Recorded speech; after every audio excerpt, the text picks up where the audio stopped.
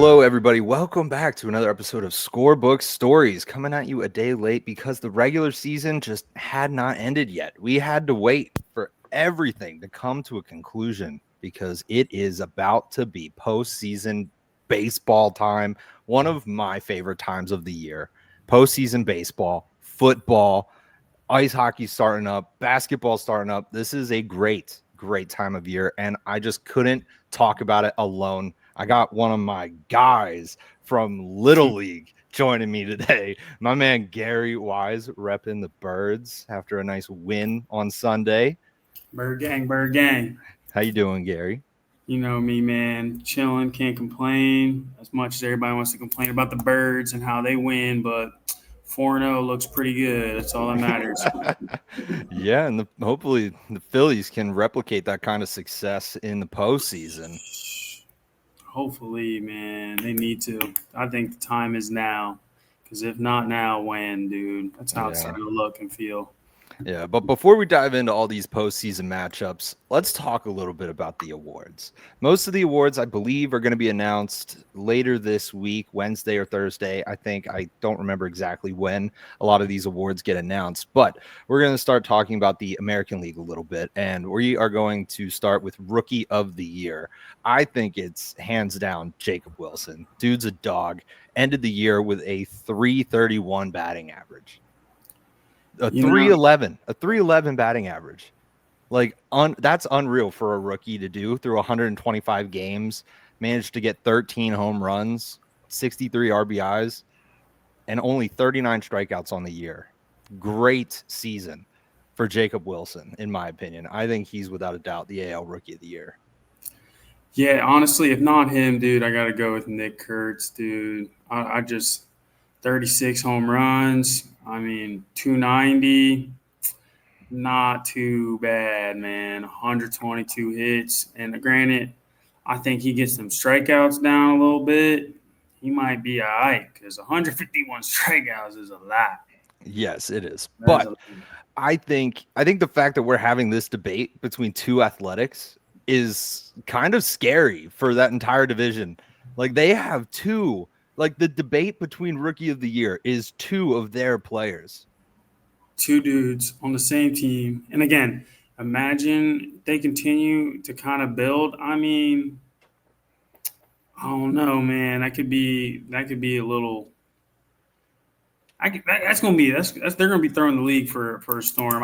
Honestly, even just looking at the way a bunch of these teams have just come out of nowhere, in a sense that the league has changed. All leagues across all sports are changing. It ain't the same powerhouse teams as much as it once was versus, I don't know, it's starting to give off real money ball for sure.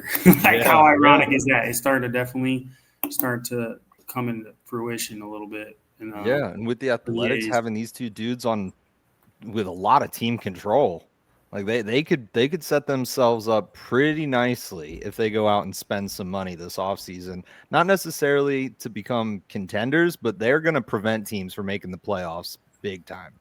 Oh, yeah. No, they're definitely going to be holding a couple teams back. And that's all it comes down to. It's a long season, and so baseball, whoever turns it on at the right time, at the right moment, you never know, man. You never know. Because look, I don't even want to get started on the New York Mets, but exactly. But that's proof right there. That's literally proof in the pudding what can happen, honestly. So yeah, one bad month can ruin your season. Ruin it. Literally, it can ruin it and also make another team's season. You know what I'm saying? Like the Reds just sneaking in. Because I honestly was not talking about no Cincinnati even in the beginning of the year. I'm just thinking, they got a dog in Ellie De La Cruz, and they're going to be there. He's a dog, bro. He's so good. But let's move on to AL Cy Young. I think it is unanimously Tarek Skubal. Yeah. Like I don't think there is anybody else. You could Go ahead. I think you could make some level of debate for Garrett Crochet and Max Fried, but I still believe Tarek Skubal comes away with an edge somewhere. A 2.21 ERA, ended the season with 241 strikeouts, only walked 33 guys all season. 13-6 record, 31 games started, like 195.1 innings pitched. And again, everybody gets hyped up on the whip. This man has a .89 whip, dog. I know. Like he did, So he balled, good. he balled out for sure. But again, what's so hard, especially with all the hitting that is in, like the hitting talent that's in the American League, like how can't you even consider Max Fried, considering this man on a Yankees team who it was a roller coaster for sure, but he went 19-5. I mean, granted, in baseball now they don't necessarily count win loss anymore. Do you know what I'm saying? Yeah. It's almost it's in the past now. At this point, they do the what's the word what am I looking for? The pitch break. You know what I'm talking about? And Yeah. they look into all that now, to where innings pitch and amount of pitches, they try and keep them under. I mean, it's something that now with pitch count, and especially even with the pitch clock, Yeah. they don't even consider anymore. But no. Yeah. And like win-loss record, like for an example as to why I don't really consider win-loss, is that if the Pirates would have given Paul Skeens 3 runs of support in each of his first 50 starts, he would be 32-5. If he would have gotten 4 runs of support, Paul Skeens would have been 35-1. Like he was that's why I don't think record really matters for a starting pitcher. No, unfortunately it don't. And again, it ain't holding him back from getting paid either. So exactly. But honestly, especially with the roster Schoolball's got, I mean, he did his job. Like, that's the main important thing in baseball, especially as a pitcher. You're out there to do one thing and one thing only, and that's throw strikes. Like, exactly. And that's what this man did all season 100%. Long. So that's why this postseason is going to be awesome to watch. Honestly, it's going to be electric. It's already been enough. You have to pick between the Tigers and the Guardians, which is tough. And then to have, getting carried away. Yeah, you're jumping ahead of me here, man. I know. We're going to dive into the one award in the AL that I think is genuinely a huge debate, but I also don't think it should be. And that is AL MVP. The debate is clearly between 2 guys and 2 guys only. That's Cal Raleigh and Aaron Judge. Yep.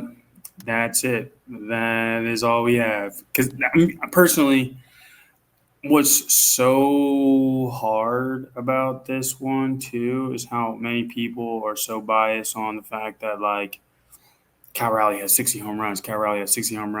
Dude, Aaron Judge has been putting up almost 50 plus, like it's nothing. And yeah, granted, we just started personally. It took fantasy baseball a couple years ago when I had Cal Raleigh on the team and didn't even know who he was. Respectfully, versus like now this year was kind of his coming out party. It's honestly the Mariners' coming out party in a way in which they finally are starting to do what everyone said they did. They got such a roster, and it's like it's finally kind of coming together to where they got the first round bye. So you know what I mean? They're waiting Tigers Guardians, but when I look at it, what are your thoughts? Because I mean, again, I know you're a Yankees fan, buddy. So and you it's tough for you considering, like, of course, you want to go with your guy, but can't sit here and not downplay what Cal Raleigh did all year. Yes, exactly. Cal Raleigh did do what's never been done before. Let's be real. I don't think a catcher has had the season Cal Raleigh has had ever in the MLB. Unbelievable. But I still think I have to give the MVP to Aaron Judge. He missed a good amount of time. He only played 151 games this season. Cal Raleigh, though, played 158, which is kind of unreal for a catcher. I don't think many catchers are playing that many games anymore. And Cal Raleigh had about 25 more plate appearances, so that's about a week. That's about a week that Judge missed due to injury, and Judge still hit 53 home runs. I'm not saying he would have got to 60, but he probably would have been a little closer. I think in that week he probably would have hit 2 more, ended at 55. Let's keep it a bean. He probably would have caught 60. They were saying he was on track early in the year that this man was getting ready to hit 60. So yeah. And then you also look at the batting average, 331 OBP. Judge has the advantage with 458 slugging. Judge has the advantage, 691. OPS, Judge has the advantage at 1.149. OPS plus 217. Both of them were all-stars, so that kind of cancels each other out.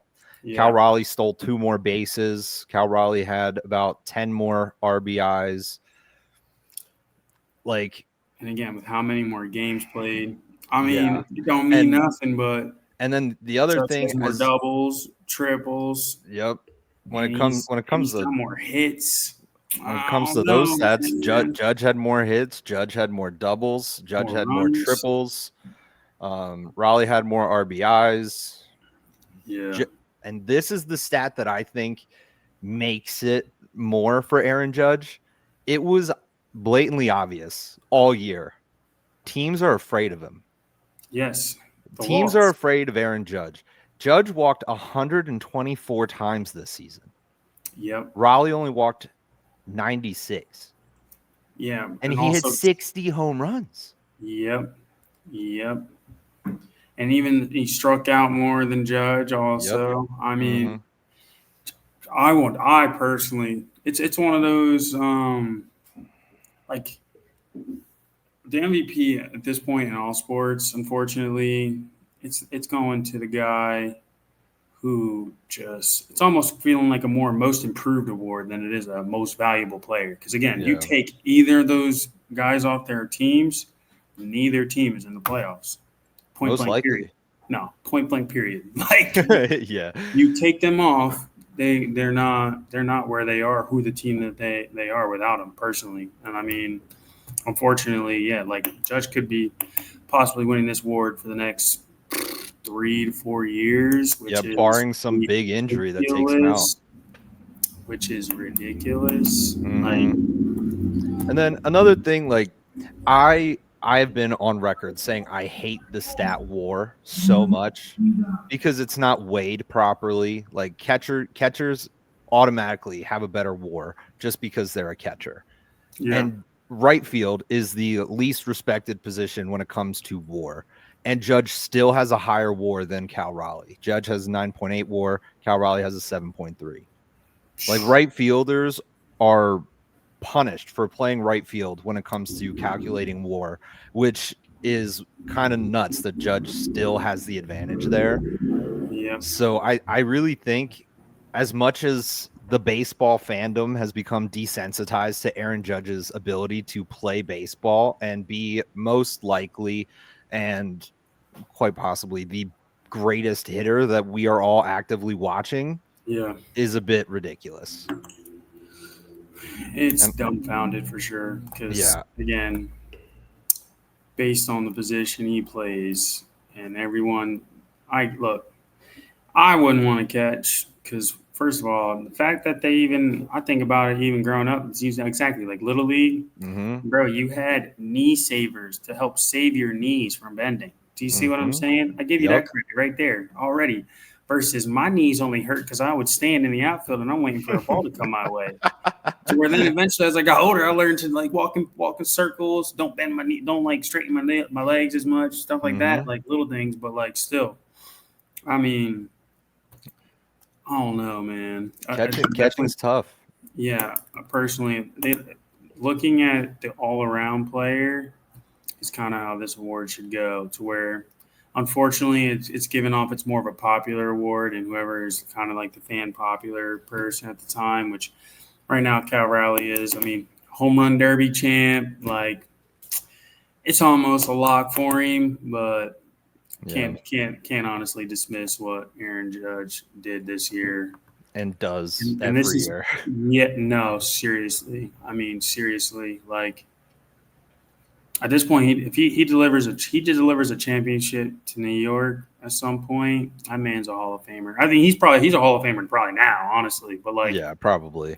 playing in New York too with that kind of Hmm. pressure. I mean, again, they'll also root for the small town, not the small town, but you know what I mean, the small sort of city sports market, Seattle.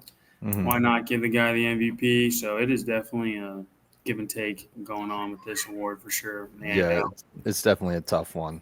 But some other awards that are not tough is the NL Rookie of the Year. I'm giving it to Cade Horton. I think he's absolutely dominant this year. 118 innings pitched, 11-4, 22 games started, 2.67 ERA, facing 476 batters, striking out 97, only walking 33. Like obviously, there's still some improvement to be done for a young pitcher, but I think he's a lock. I don't think anyone else really has that kind of sustainability and production on the NL rookie side of things. Oh yeah, no, you got me on that one. Listening to that already, like just gotta stay consistent. That's all he's got to do. He can get better in the moment he does. It's definitely over. I mean, Yeah, there's nothing stopping him exactly. except for him, you know. And honestly, yeah. And another lock for the NL is their Cy Young. I don't think there's anyone out there who's willing to step up to the plate and argue that Paul Skeens is not the NL Cy Young award winner this year. dude, I really don't. so unfortunate about him though. Mm-hmm. And like for me, I was looking at pitch, and I'm looking at hold on. Sorry, let me get myself together here. What's just so unfortunate for him is the team he's on is so bad. It's unfortunate. It feels like he has to pitch a perfect game in order for his team to win, and they can still lose. Well, even look at his appearance against the Philadelphia Phillies in what was that, April? He Yeah, pitched a complete game shutout, and the Pirates scored a run. that's what you'd have to do that every time. Granted, like it's bro. Honestly, it's so bad for him because honestly, like the NL had a pretty good pitching year. Personally, I think. I mean, They did. Luzardo didn't do too bad coming in, new squad. Yeah, and the entire Dodgers rotation. I don't even count. They don't count for me. Like it's ridiculous, bro. To have a starting five of pitchers is actually insane. Yeah, Like they literally have a starting five. they have five aces. It's ridiculous. Pitchers. Not fair.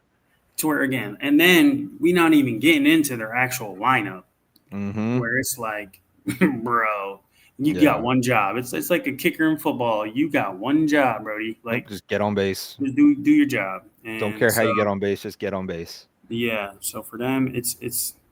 But I thought Freddie Peralta had a pretty good year. Mm-hmm. I think Logan Webb. I mean, as always, had a pretty good year too. Could have been a lot better, but don't want to dismiss it. But I mean, again, Paul Skeens, bro. I mean, come on.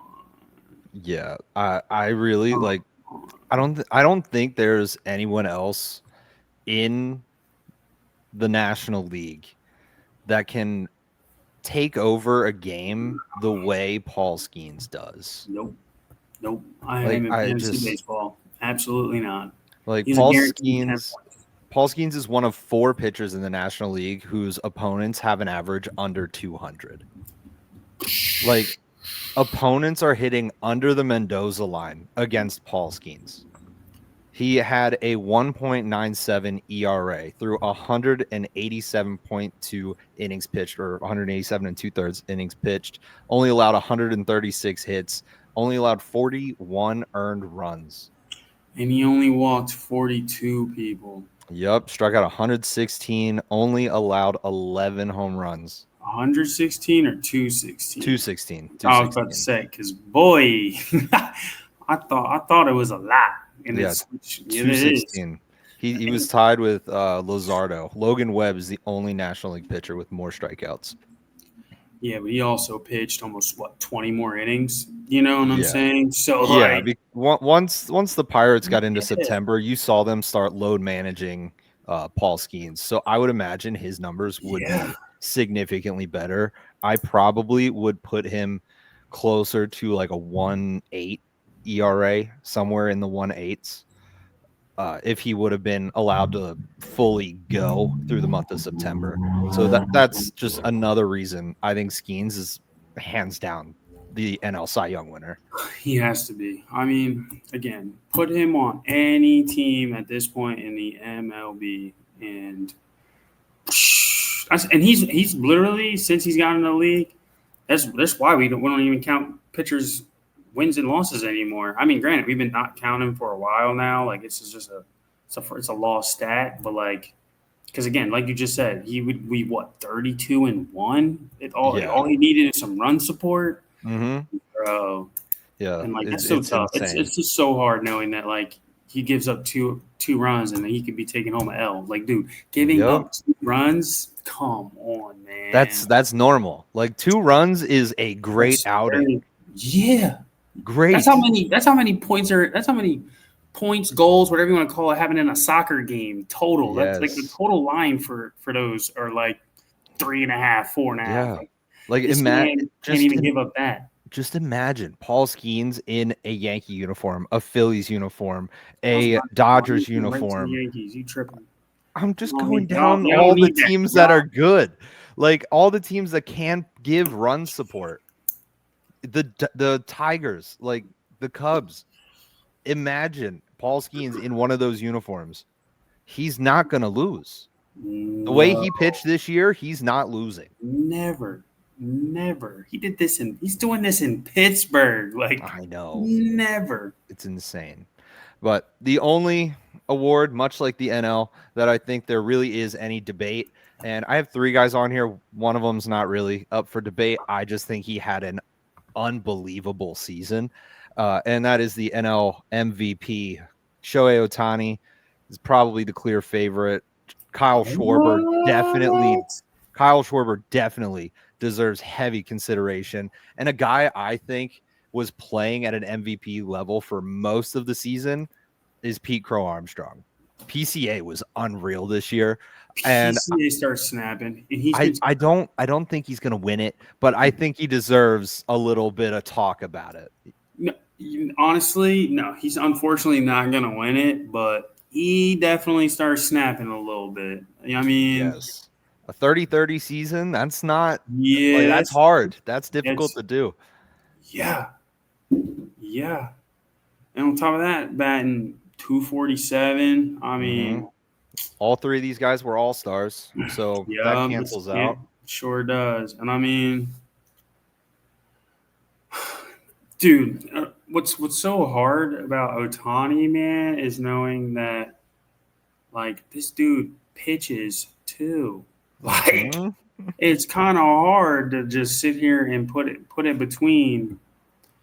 Like, you can't just look at him as a hitter. You can't look at him even just as a pitcher. And you look at him collectively, and you're like, wait a minute. The fact that I'm even looking at him as a hitter and a pitcher is out of it. It's crazy. It's honestly crazy. And I mean, again. Like you know what, you really brought it to my attention the nights when he pitches, how his hitting does versus when he's not pitching and he's just hitting, and it's like, this man's hitting a home run every night that he's not pitching. So this is kind of crazy. Versus he's pitching and now he's striking out. Like, what's going on? Exactly. And that was my point. Like, I think that the Dodgers really need to evaluate where they think Shohei Ohtani is going to be the most valuable to them, especially with the pitching rotation that they have without Shohei Ohtani. Yeah. Like, Ohtani only pitched, I think, 40 some innings, 47 innings. He threw 47 innings this season, allowed 40 hits, 15 runs, ended the year with a 2.87 ERA. He struck out 62 batters, walked 9. Like, that's an unbelievable ratio. But like, he was 1-1. He didn't throw a lot of innings. He went in started the game, pitched maybe to the fourth, and then got sat down. And I think he only went through that because it was a necessity at the time, because the Dodgers had more pitchers than you're allowed to have on your starting roster on the injured list. Yeah, and I mean they have enough pitching to where, and again, him coming back from injury, you don't want to push it too much. Exactly. So it's to where it's not even like it's a necessity for him to be pitching for the Dodgers right now at all. Like it's just knowing that. It's crazy to think, like, Zach, do you see why I do not? I just, as a Phillies fan, I don't want to face them, bro. Like that, that ain't even fair. It's tough. Like, it's very, very tough. And again, I mean, looking at their numbers, dude, it's like Schwarber had what? Schwarber only has one more home run than Ohtani. He's got about 30 more RBIs. Yeah. They got just about the same amount of walks. Schwarber has 10 more strikeouts. I mean, the fact that Schwarber even has 10 stolen bases and Ohtani only has 20 is like, do you know what I'm saying? It's not even like he was swiping bags this year. Like, it's kind of crazy. But then when you look at exactly his average and OPB and his slugging percentage, like, and his OPS, it all goes to Ohtani. So it's definitely tough. I mean, shoot, it's crazy to think you could even almost consider, and I mean, you can, but you can't kind of consider. I mean, Juan Soto kind of sort of had a pretty Juan Soto-ish year in a way. Where like, he started off rough, but like, yet still 43 home runs, 105 RBIs. Like, I think Juan Soto did 127 walks. Like, this man walks a lot. And 137 strikeouts. The fact that he just about walked as many times as he struck out is crazy. You're at least getting a walk or a strikeout. I mean, come on. Yeah, it's Juan Soto. I think he was very much as advertised for the New York Mets. 100%.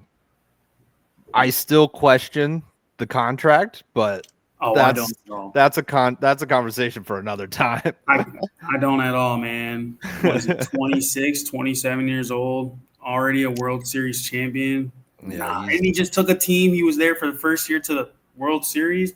Absolutely not. Yeah, he's worth a lot. Young. And again, like you said with the Aaron Judge, best hitter, that's one of the best hitters too. And he's young. So Soto's up there for sure. Scary. It is a little bit.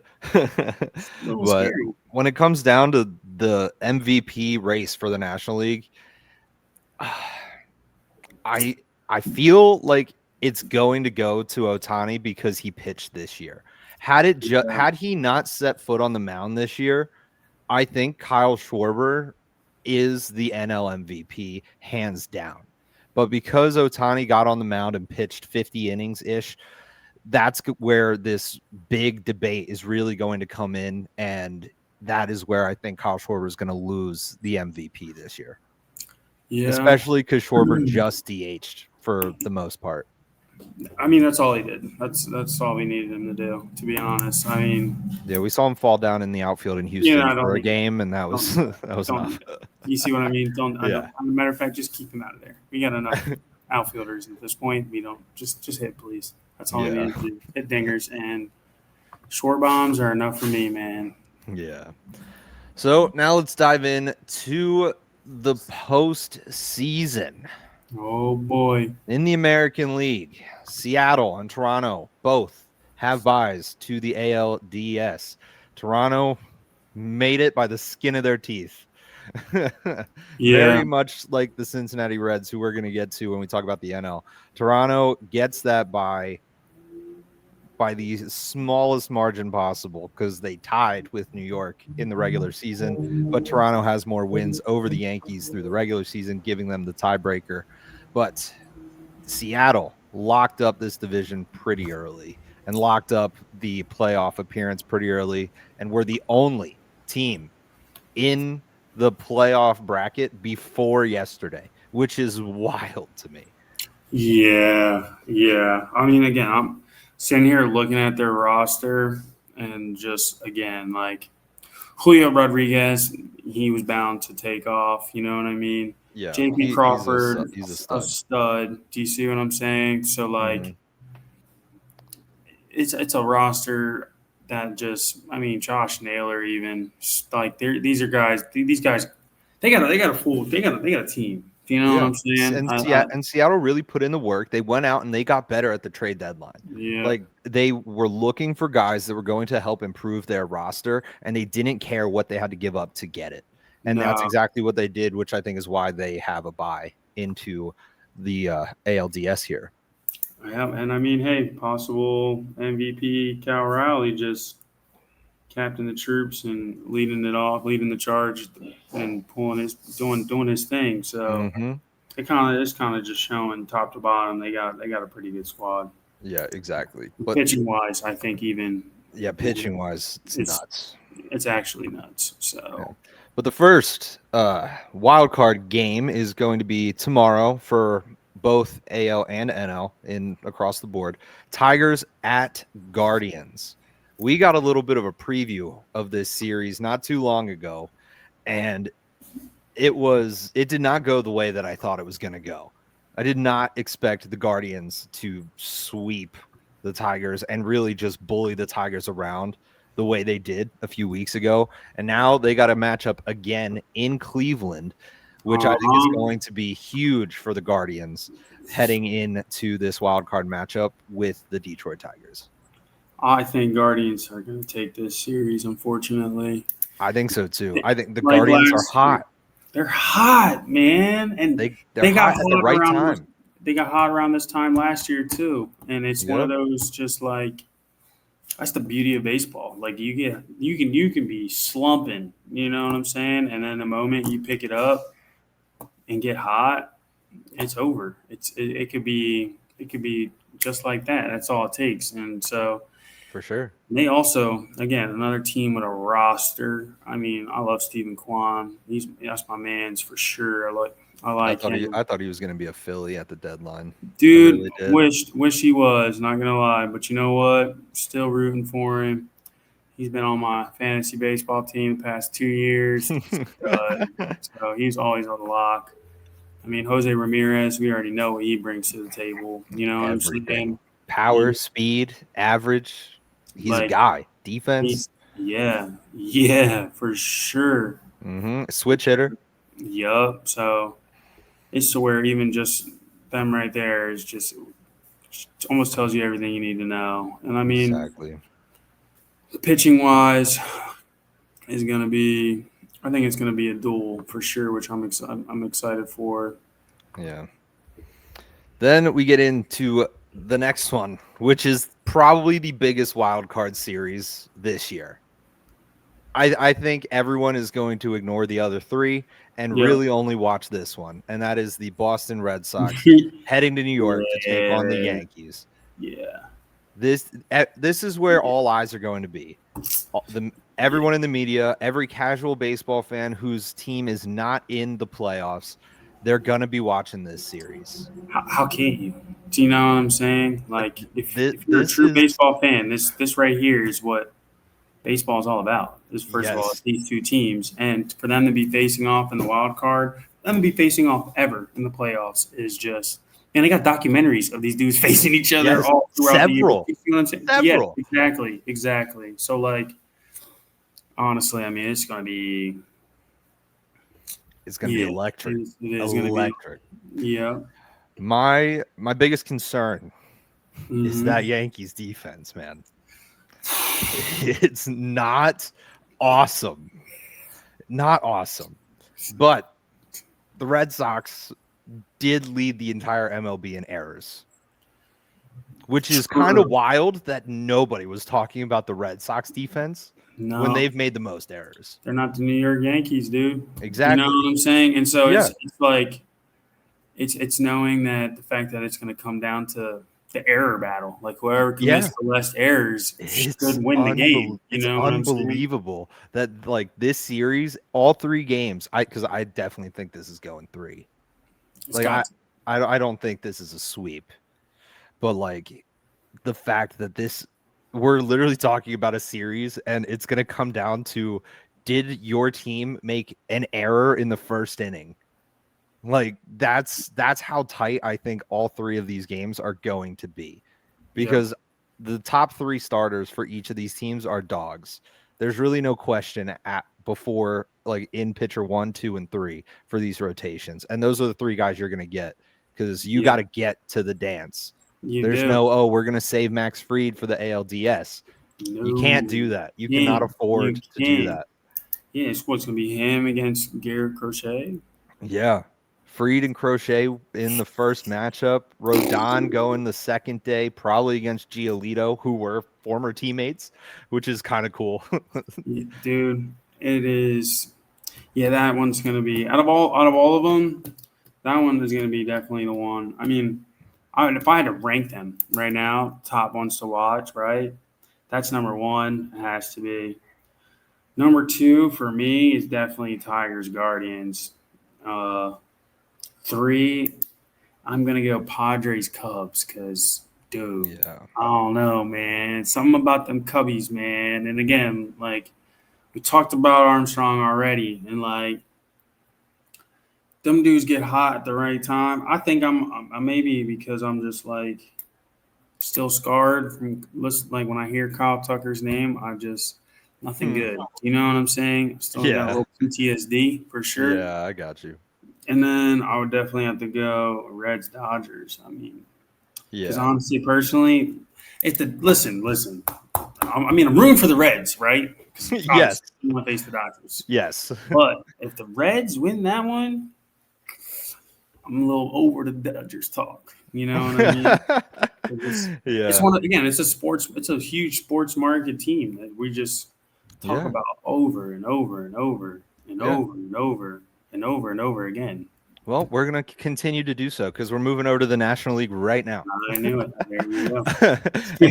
in the National League, the Milwaukee Brewers and Philadelphia Phillies get buys into the divisional round, which makes Gary extremely happy, obviously. Let's go. October. 4-0 Birds. It's a great time. Bangs with the Sixers or the Flyers, so it's going to be it's a great time to be a Philly fan in general right now. If you're a Phillies and Eagles fan, yes, it is. But the other ones, they just need to blow up and restart. Pretty much. New team names. Matter of fact, move them to a different city because I don't know what's going on.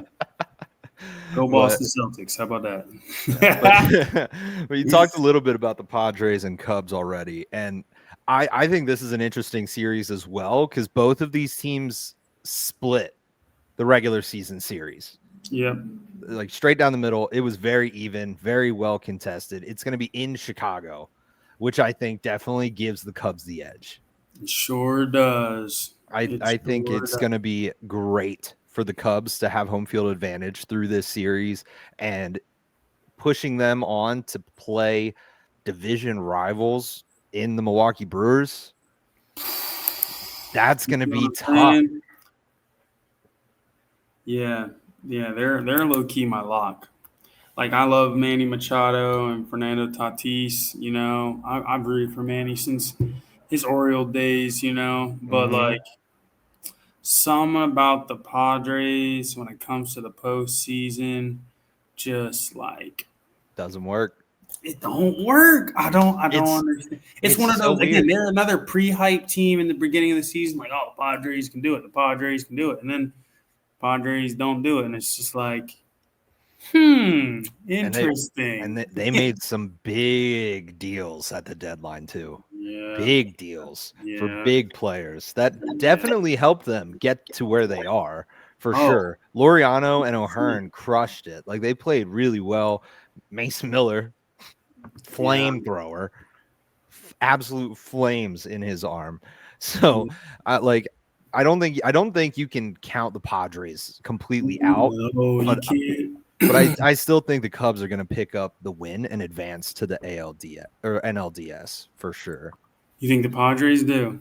I think the Cubs are going to do it. Okay. I was going to say, all right. Cubs. Yeah, I still think the Cubs move on and play the Brewers. Yeah. And then that leads us to the Los Angeles Dodgers hosting the Cincinnati Reds. They're the team that got into the playoffs because the Mets lost. Unreal. Thank you, Marlins. I would say the Mets is the biggest crash of the season. Had the Mets made the playoffs, the Tigers would have been the biggest crash of the season. Yeah. Towards the end of August, I was like, well, Tigers locked up the number 1 seed in the AL. Like, I was fully convinced that they were the team. The team. Are you serious?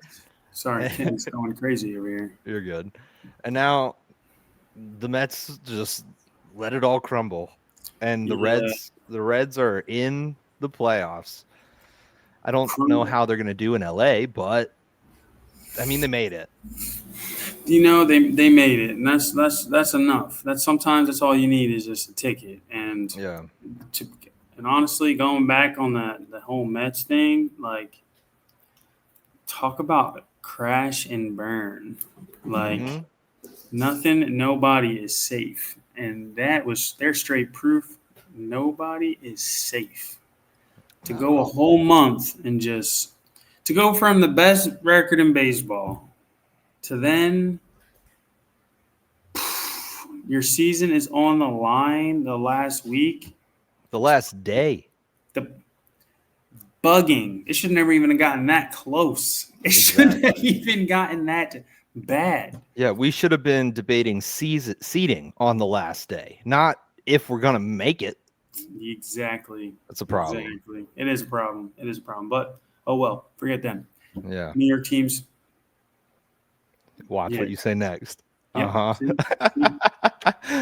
Oh, man. But I think the Dodgers are going to win this series. Yeah, like, as much as I want the Reds to, pull out a Cinderella story and be able to pull it off, I really just don't think they got the guys to do it this year.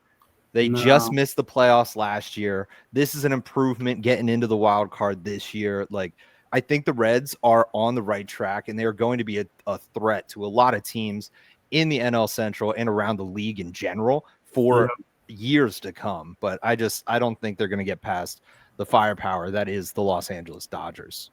You know what's so crazy I just sat here and thought about is the fact that, like, the way the Reds, again, were just bad.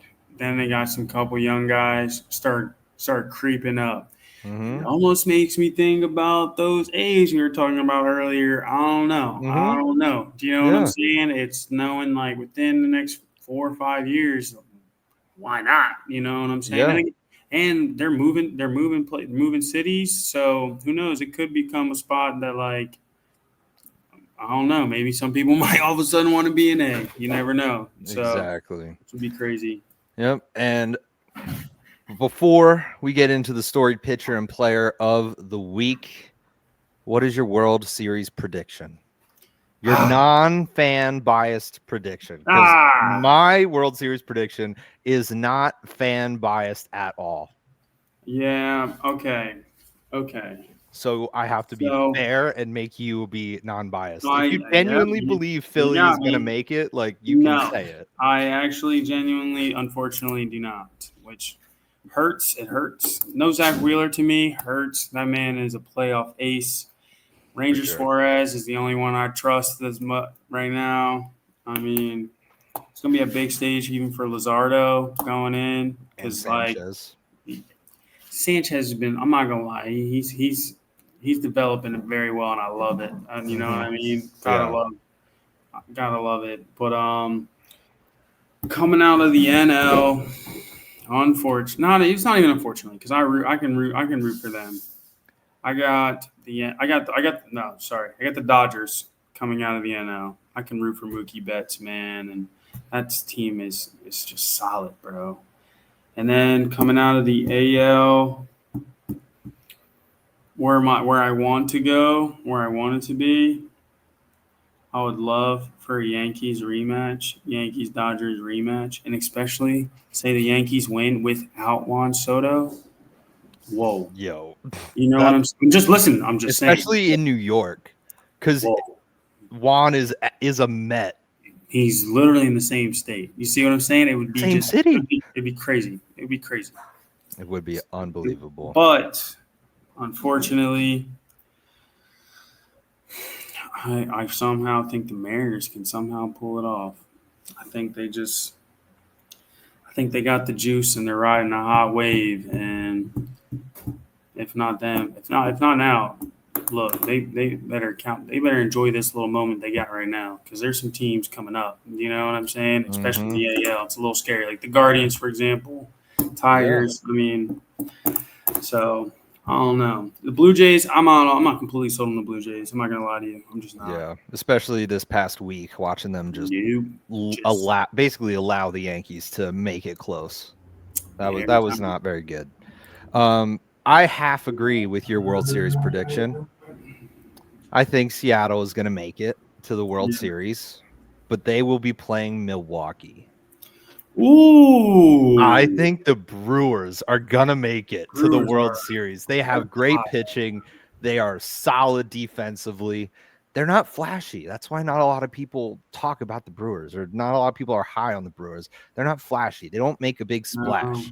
The No. problem, the problem I see for the Phillies for the postseason, they're going to have to beat the Dodgers, Yeah. and then they're going to have to beat the Brewers, who Yep. Who just unfortunately handled the Phillies with ease a whole in the year? regular season. Yeah. So I don't like that either. Trust me. Like it's the Phillies, even though they have a bye, have such a difficult path. Yep. If the Phillies want to make the World Series this year, I genuinely think the Phillies need to hope the Dodgers fold and the Reds make it. Then they beat the Reds, and then the Padres or Cubs just dust the Brewers. Yeah. We would have to be other people would have to take people out for us. See what I'm saying? That's the only way. Yeah. That's the only way. Because honestly, unfortunately, I don't have that much faith in the Phillies pulling it off in the postseason. And I I don't love think Red October. I love the idea of it. I love the idea of just knowing that like early in October is going to be a Phillies game, then the Eagles play, and then another Phillies game, and it's like, dude, they're the hottest teams in Philly right now, and unfortunately, it's going to come down to the postseason, and I just don't see it working out in our favor. I mean, even watching us blow it last year, just our bats went hot. I mean, our bats went cold, and it's knowing how much everyone talks about our bats. Our bats this, our bats that, and then the bats do that, and it was just like, well, good thing we pay this man $300 million. Yeah, and then in the American League, like the Guardians are hot. They're going to move on, but I don't think they're going to be able to sustain enough to overcome the Mariners. The Yankees, who knows if they're going to get past the Red Sox? If they get past the Red Sox, are they gonna be able to beat the Blue Jays, who also handled the Yankees through the regular season? That's true, and that's where I'm like, I don't know. Like the Yankees, the Yankees are undefeated in the playoffs against AL Central teams. So the Yankees really wanted to play the Tigers or the Guardians. Yeah. That's where the Yankees would have wanted to be. But one of them has to take down the Mariners, though. And honestly, after last year, even the Tigers caught. I don't know, something about them in the playoffs. Last year they surprised a bunch of us, and who knows? Maybe they can bring that same magic and kind of do the same. We'll see. And the Tigers are opening up the wild card with Scooble. So you have to. Yeah, you gotta get a game. You gotta steal them and get them however you can. You gotta win game one. If you're a road team in a wild card series, you have got to win game one. Yep, you don't. It's over. Put the home team up against the wall as fast as you can. Yeah. Don't let them be comfortable in game two. No, you can't. You can't. You just can't. But it's going to be a wild ride. And that brings us to the final storied pitcher and player of the week. Both of them will be seen in October. Storied pitcher of the week, I am going with Cam Schlittler from the New York Yankees.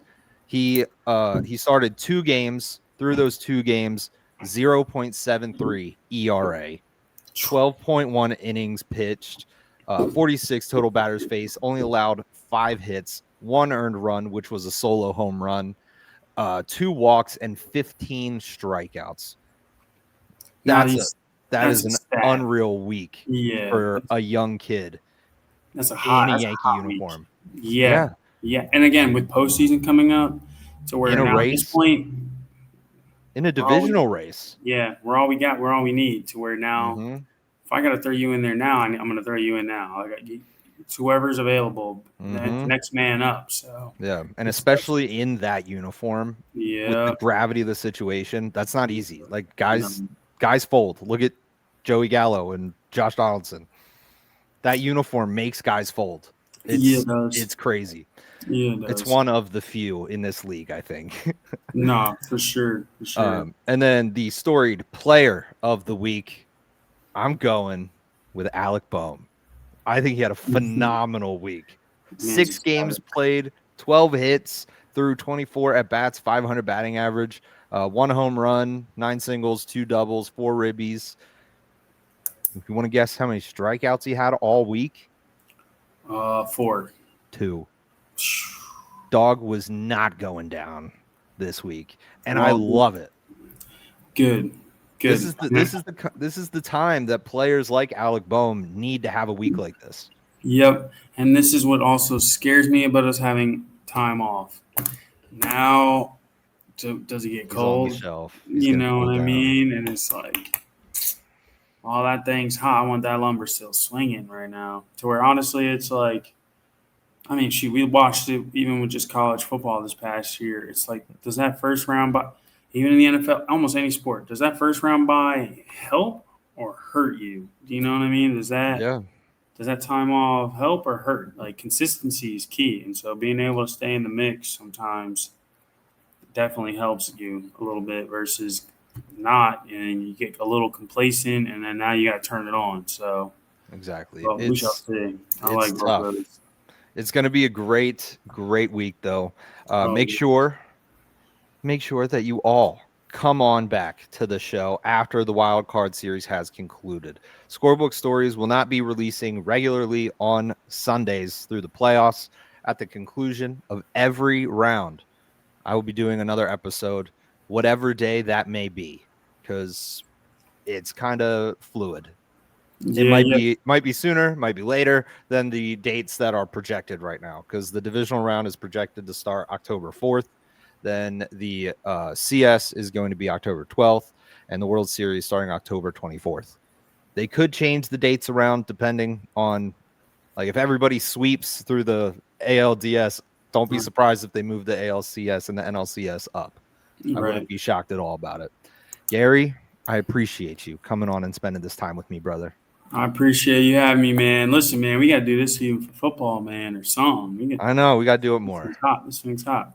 It's fun. It was a great time. I know, for sure.